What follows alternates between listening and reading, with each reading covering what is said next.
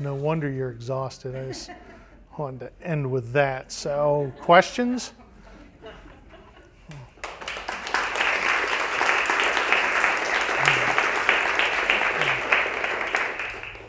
Yes?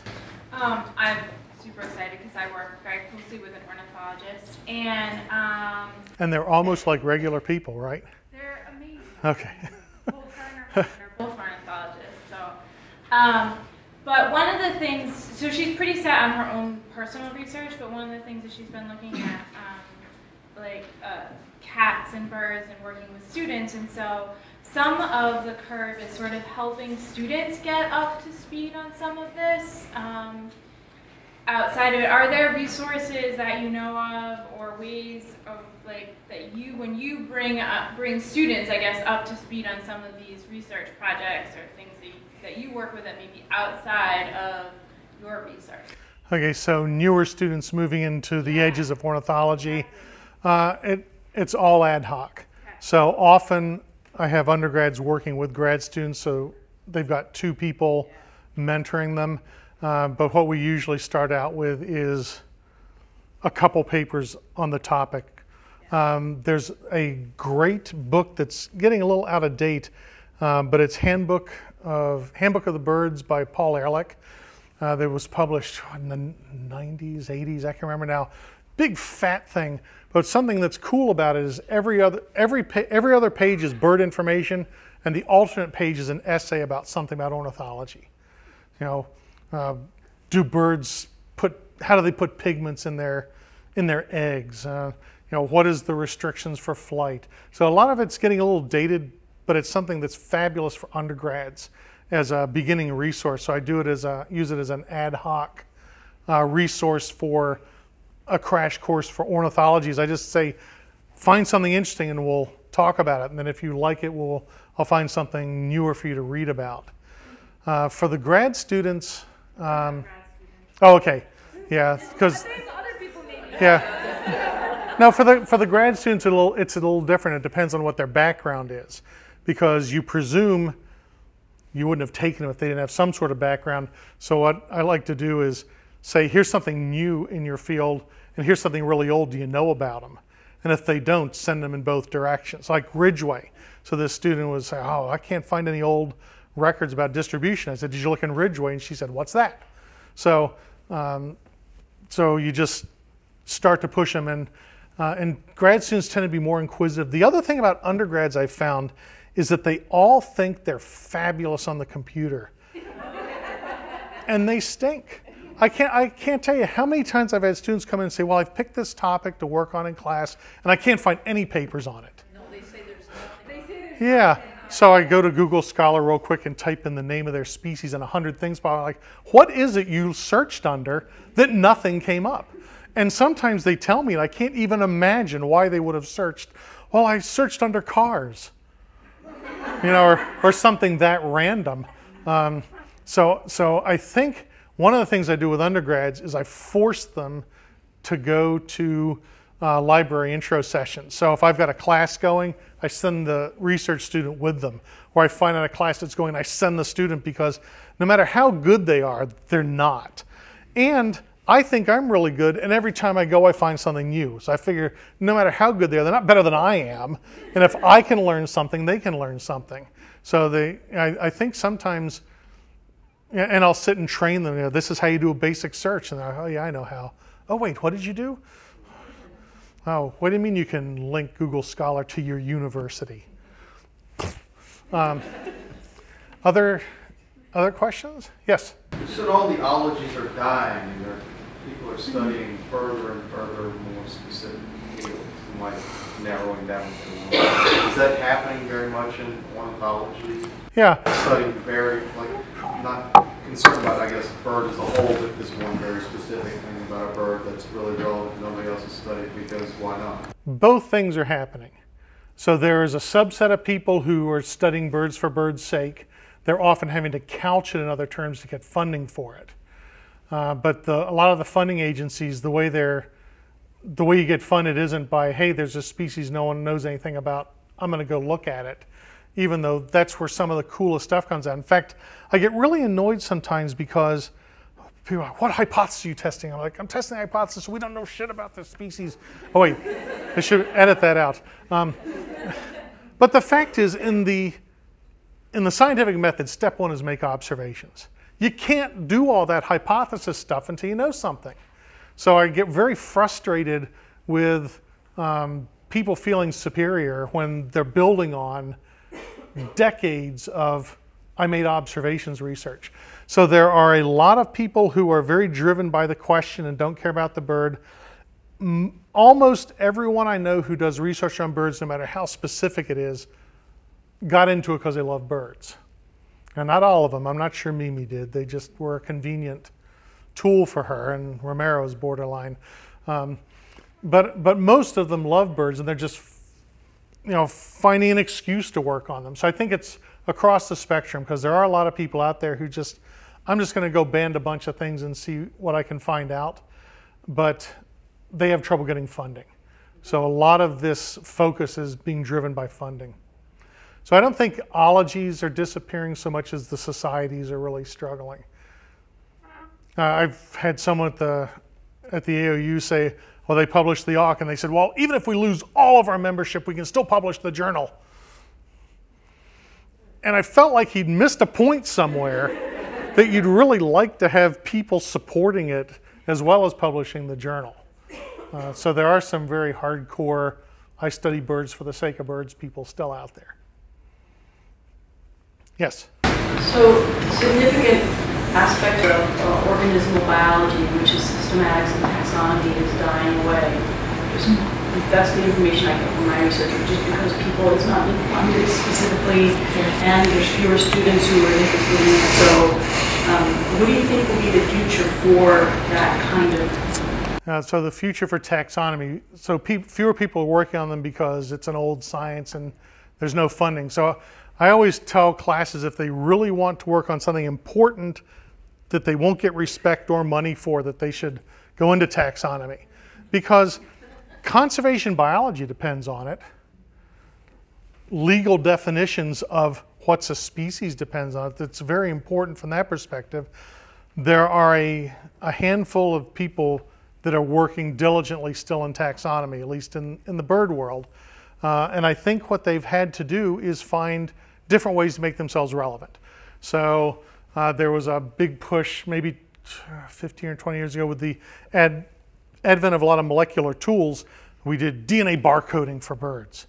We're using a section of the genome and sequencing it and using it to redo phylogenies. So a lot of the funding is coming through innovative tool use, and I just happen to be applying it to birds rather than birds being, oh, it's all about birds.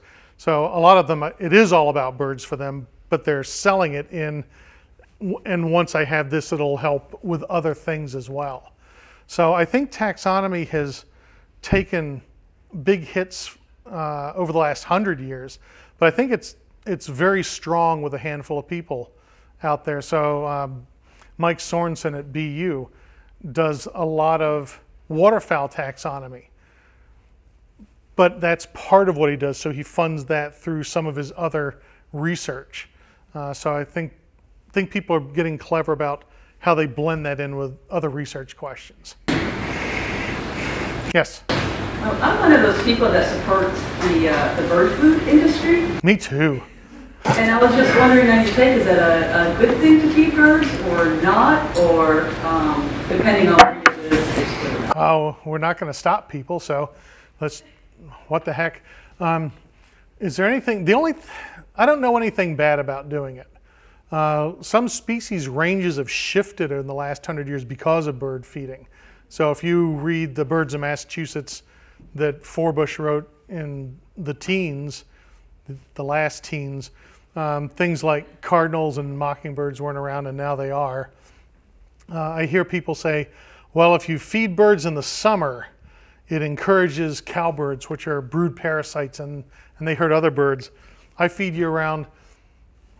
Once I had a cowbird at my feeder. So I think there are a lot of old wives' tales about it.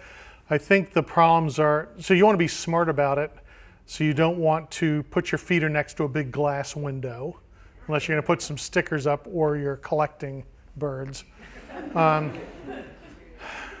If you don't want to feed the squirrels, you got to figure out how to stop squirrels. Or I had the bears. My neighbor called me.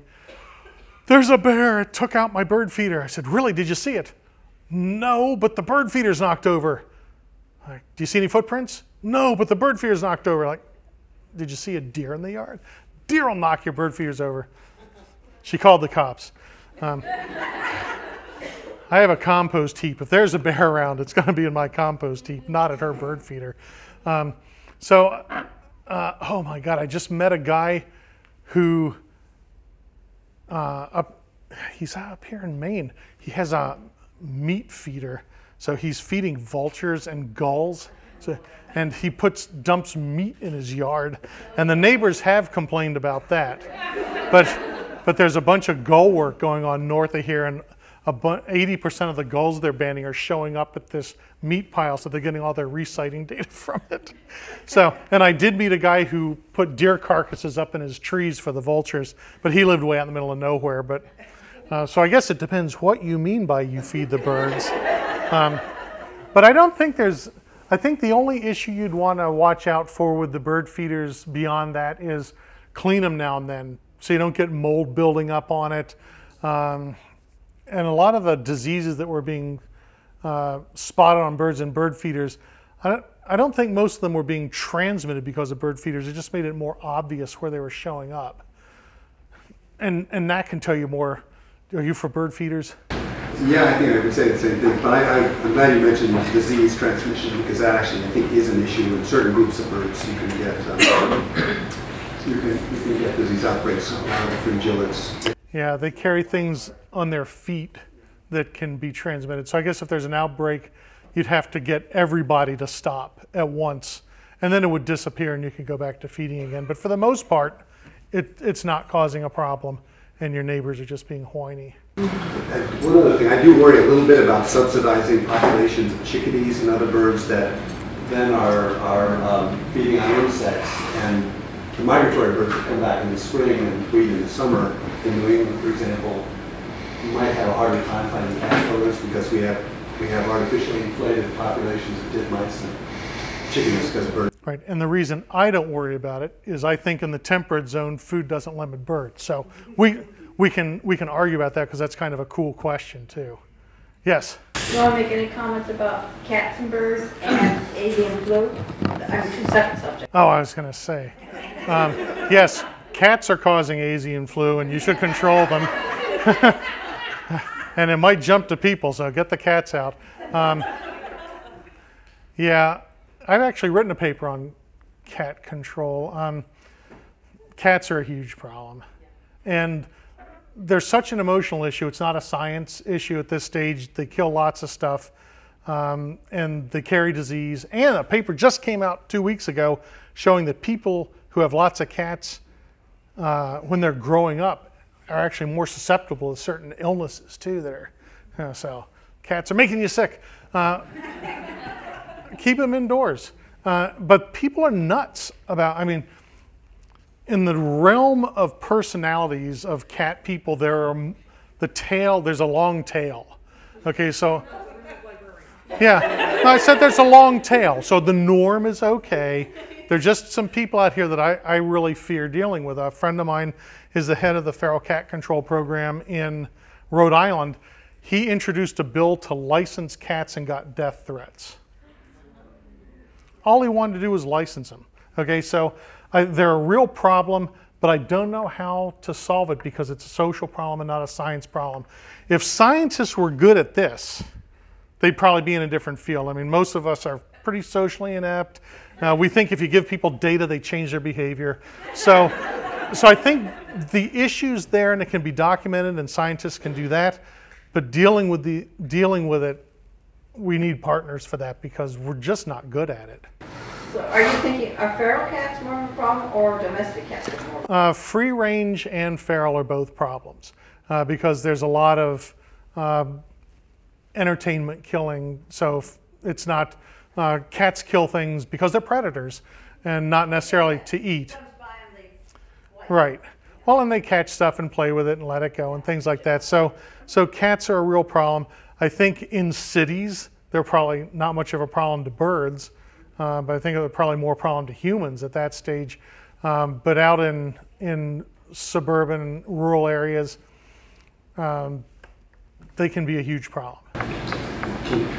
Ask or quiz people on how many are killed in North America per year. I think we would. Have you guys seen any of these recent reports? The most recent report on numbers of birds killed by cats? Keep going. You're using the wrong last word. Okay, 4 billion. Every year. If that were happening because of a pollutant, people would be up in arms. But I don't think people think their cats are really causing that kind of problem. And diffuse things are harder to pay attention to. Every day more people are killed in car crashes than airplane crashes, but airplane crashes get in the news because they're concentrated. So it's hard to pay attention to diffuse things and to slow things. And a lot of people like cats better than birds, which is a sign of some sort of illness. I just can't believe it. But I will say Dave Sibley, who wrote the Field Guide to the Birds, has a cat. A few years ago, a fisher ate it, which was kind of cool. So keep your cats indoors, people. No, he had a cat. No, we have fishers running wild where we live. Right, so he took the cat out, on a restricted outdoor visit, and in the bushes he heard, meow, and never saw his cat again. Yes? Along the coast of Massachusetts, of course, we're looking at wind energy, wind turbines. Could you talk a little bit about the effect or no effect that having wind farms will have on bird population? Okay, I don't think, as far as wind farms and birds go, I don't think the answers are in yet completely. So the offshore ones, people have put passive radar up to watch what birds do, and they're not idiots. They fly around windmills. Okay, the place it's a problem is in storms at night. So that's when they're not as good at tracking what's coming. These larger windmills with the slower blades are not going to get clonked by them. There's a lot more that's being talked about with the massive on-land wind farms like we're developing in the southwestern U.S., where a lot more birds are being taken than we thought. But one of the things you have to be careful of is to not, let's bash some windmills because they're causing a problem. You have to figure out what's their problem compared to the alternative. Okay, I built a windmill to keep from building a coal-fired plant. So if I'm losing 20 birds here, how many would I have lost to the coal-fired plant? And if it's more to the coal-fire, then that's a fair trade-off. If it's less, then I need to think about it. And people are all into solar power. I don't know if you saw this a few months ago. In Ivanpah, they've got this massive solar array that uses mirrors to reflect light into an area they're generating steam. And they were testing it out, so they aimed it up a little bit. And you can get on YouTube and see it there. There's like little white contrails going down. And they went out and checked. There were dead birds all over the place. They were cooking them out of the sky. So they were concentrating heat to thousands of degrees into an area where birds were flying through. Okay, so there's no such thing as I'm doing something at an industrial level that doesn't cause a problem. What you have to figure out is how to minimize the problem. So. Thank you. Sure.